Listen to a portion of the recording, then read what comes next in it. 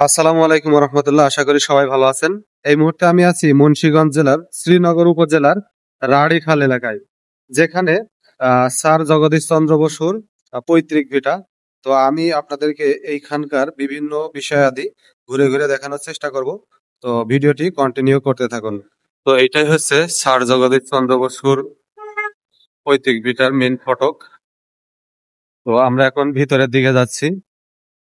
তো আপনার এই রাস্তায় প্রবেশ করলেই আপনারা রাস্তার দুধারে বিভিন্ন ফুল এবং বিভিন্ন ধরনের গাছ দেখতে পাবেন।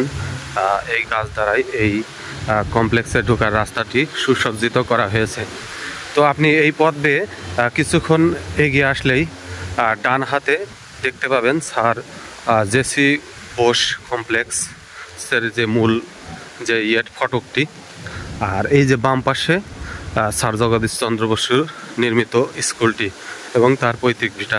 তো আমরা প্রথমেই এই জেসি কমপ্লেক্সে ঢুকবো না, আমরা প্রথমে বাম পাশের এই রাস্তা দিয়ে তো আমরা প্রথমেই এই পথ বেয়ে স্যার জগদীশ চন্দ্র বসু নির্মিত যে স্কুলটি আছে এই স্কুলের দিকে যাব এবং ভিতরে ঘুরে ঘুরে দেখব। এরপরে আমরা জেসি কমপ্লেক্সের ভিতরে প্রবেশ করব। এই স্যার জগদীশ চন্দ্র বসুর নির্মিত স্কুলে যাওয়ার পথেই এই যে রাস্তার দুধারেই এরকম বড় বড় দুটি দিঘি দেখতে পাবেন। এই পথ বেয়ে কিছুক্ষণ এগিয়ে আসার পরেই আপনারা স্যার জগদীশ চন্দ্র বসু ইনস্টিটিউশন ও কলেজ এর মেন ফটকে চলে আসবেন। কিন্তু আজকে শুক্রবার থাকায় স্কুল বন্ধ, আমরা মেবি স্কুলের ভিতরে ঢুকতে পারবো না, কারণ মেন ফটক বন্ধ করা আছে। তো এইটাই হচ্ছে স্যার জগদীশ চন্দ্র বসু ইনস্টিটিউশন ও কলেজ।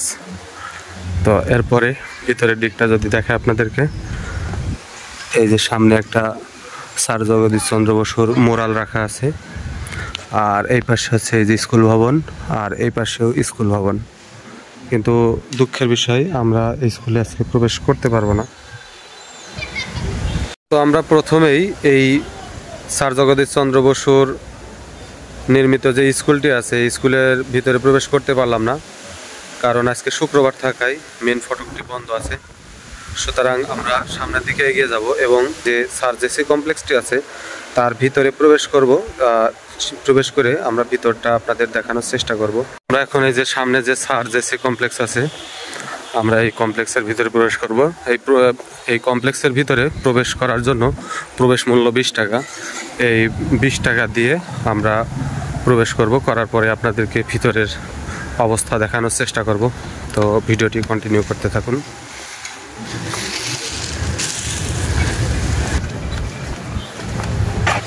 আমাদের 2টা টিকিট দেন।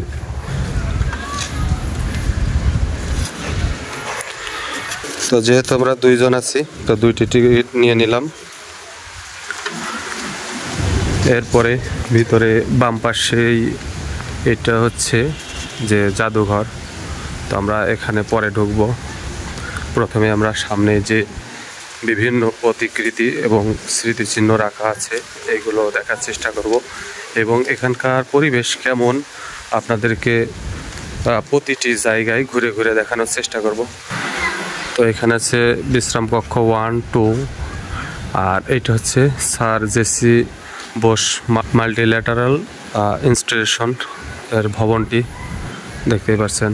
এর ভিতরে একেবারে প্রাকৃতিক সৌন্দর্যে ভরপুর একটি জায়গা। এখানে একটা বড় দিঘি আছে, এই দিঘির পাশে এরকম বেঞ্চ আকারে তৈরি করা আছে, যারা অনেক সময় এসে দর্শনার্থীরা এসে এই বেঞ্চগুলোতে বসেন এবং এখানে সময় কাটান। তো আমরা ঘুরছি এর ভিতরে। তো এখানেও একটা বড় দিঘি আছে এবং ডান পাশেও একটা বড় দিঘি আছে। এখানেও খুব সুন্দর করে বেঞ্চ আকারে তৈরি করা আছে। আর এখানে এই যে সিঁড়ি এই দিঘিতে নামার জন্য, দেখতে পাচ্ছেন অসাধারণ একটা জায়গা।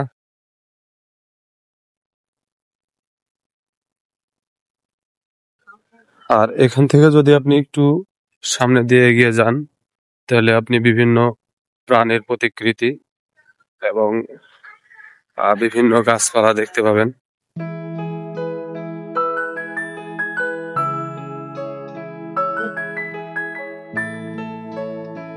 ডাইনোসর না, তারপরে জেব্রা, সিংহীন হরিণ, শিংগুলো ভেঙে গেছে অনেক আগে তৈরি করা। এখানে আছে সিংহ আছে, এবং এখানে একটি কৃত্রিম ঝর্ণা তৈরি করা হয়েছে, যদিও ঝর্ণা এখন বন্ধ। এরপরে আপনারা আর একটু সামনে এগিয়ে গেলে দেখতে পাবেন এখানে ছাউনি তৈরি করা আছে। এরপরে একটা এই যে এই দিঘির পাড়েও একটা বিশ্রামখানা আছে। আর এখানতে এই যে কৃত্রিম ঝর্ণার পানি পড়ার পরে এই যে পানিগুলো এই লেকের ভিতরে দেওয়ার জন্য এখানে সুন্দর লেক করা হয়েছে। কিন্তু দুঃখের বিষয়, এমন একটা গুণীজনের স্মৃতি স্তম্ভের জায়গায় এগুলো সংস্কারের অভাবে একেবারে জরাজীর্ণ অবস্থায় আছে। দেখতে পাচ্ছেন হরিণগুলো শিং ভেঙে গেছে। এরপরে এগুলো একবারে জরাজীর্ণ অবস্থায় আছে। এখানে প্রতিদিনই মানুষ কোথাও না কোথা থেকে দর্শনার্থীরা এখানে প্রতিদিনই বিভিন্ন জায়গা থেকে দর্শনার্থীরা এই স্মৃতিস্তম্ভগুলো দেখতে আসেন। স্যার জগদীশ চন্দ্র বসুর স্মৃতি বিজড়িত স্থান এটি। এটি অনেক পুরাতন একটি গাছ। এই জেসি কমপ্লেক্সের ভিতরে দর্শনার্থীদের চলাচলের জন্য এই যে ফুটপাতের ব্যবস্থা করা হয়েছে। আর এখানে গাছপালায় ভরপুর একটি স্থানে এটি গাছ। জগদীশ চন্দ্র বসু এমন একজন গুণী ব্যক্তিত্ব ছিলেন যিনি বাঙালি জাতির জন্য গর্ব। তিনি প্রথম গাছের যে জীবন আছেন সেইটা আবিষ্কার করেছিলেন। এই যে আমরা বর্তমানে যে বেতার তরঙ্গ ব্যবহার করে থাকি, বা যেই বেতার তরঙ্গের সাহায্যে আমরা সারা পৃথিবীর যে কোনো প্রান্ত থেকে কানেক্ট হতে পারি, এইটারও কিন্তু যে উদ্ভাবক তিনি হলেন স্যার জগদীশ চন্দ্র বসু।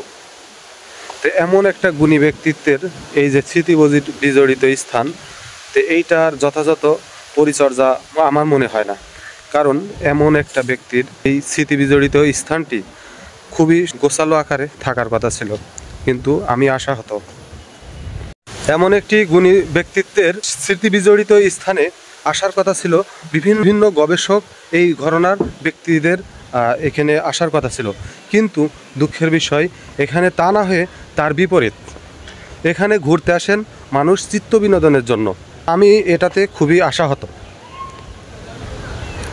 জেসি কমপ্লেক্সের ভিতরে প্রায় প্রত্যেকটা সাইডেই এই যে ভিতরে দিঘি আছে, প্রায় চারিপাশ দিয়েই ছোট ছোট বড় বিভিন্ন দিঘি আছে, এবং এই দিঘির কিনারে বসে আপনার সময় কাটানোর জন্য দেখতে পাচ্ছেন ছোট ছোট বড় বিভিন্ন সাইজের বেঞ্চ তৈরি করা আছে।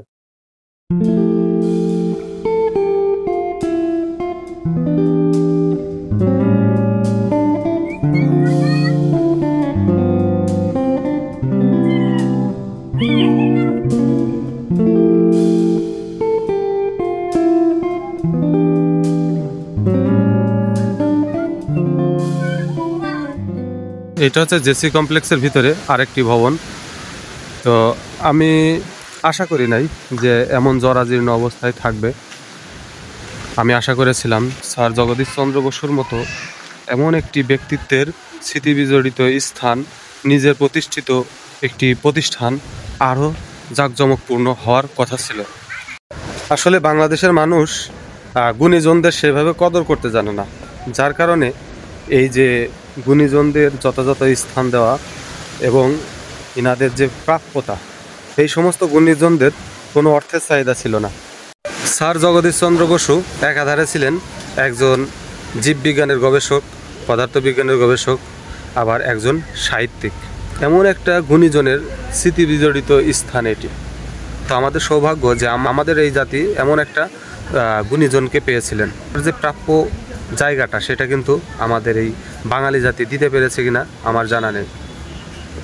কারণ এখানকার যে পরিবেশটা দেখলাম, আমি আশা করেছিলাম যে আরও একটু সুন্দর, গোছালো এবং জাঁকজমকপূর্ণ হওয়ার কথা ছিল এই স্থানটি।